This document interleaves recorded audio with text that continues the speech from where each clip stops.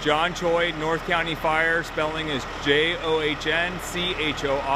North County Fire Protection District Public Information Officer. And if you could tell us where we are and what occurred tonight. Yeah, we're in the 2200 block of Reche Road. Tonight we got a report of a vehicle, solo vehicle, heard only traffic collision. The crews arrived on scene and found a vehicle approximately 30 feet off the roadway down an embankment that had collided into a tree. Unfortunately, this is a tragic fatal accident with one person still trapped inside the vehicle. We're in the process of getting the vehicle towed out, and we have Omega on scene here to assist with the coroner here on scene. In addition to that, this vehicle rested on some vegetation, which started a small vegetation fire. However, the crews were aggressively able to get that fire under control relatively quickly. And any indication what started the fire? Was it the heat of the engine or something with the crash mechanically? So the vehicle came to rest on a bed of vegetation. All of our fuel is really dry right now. We've had a series of Santa Anas, very little rain in our area. And so unfortunately, all of our fuels are very dry. So this vehicle came to rest in a bed of vegetation, and then the hot exhaust ignited the fuels below.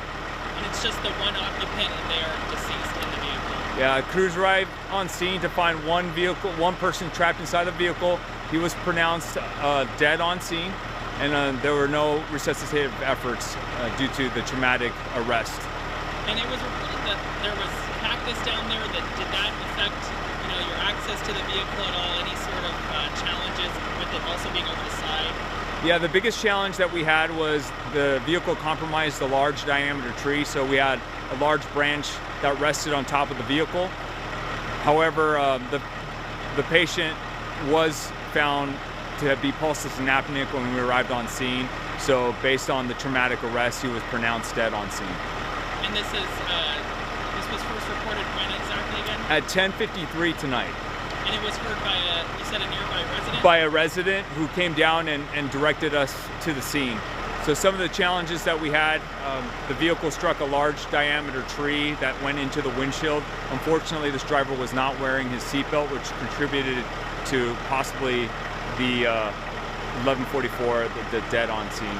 And you said the vehicle was split in half by the impact?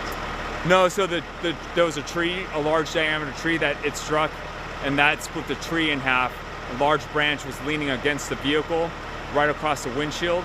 Unfortunately, this driver was not wearing his seatbelt, which may have contributed to this being a fatal collision tonight. Had he been wearing his seatbelt, it may have not been a fatal crash. And it's an SUV, correct? It is an SUV, yeah, Tahoe. A pretty sizable vehicle. Sizable, weight to it. yeah. But based upon the damage, it was at a pretty significant speed at which he collided with this tree. And you suspect maybe they didn't see the curve in the roadway or any sort of indication, maybe DUI at this point? Unfortunately, I have no information on that, and that would be a CHP matter as far as if there was any drugs or alcohol involved. Okay, gotcha. Thank you very much.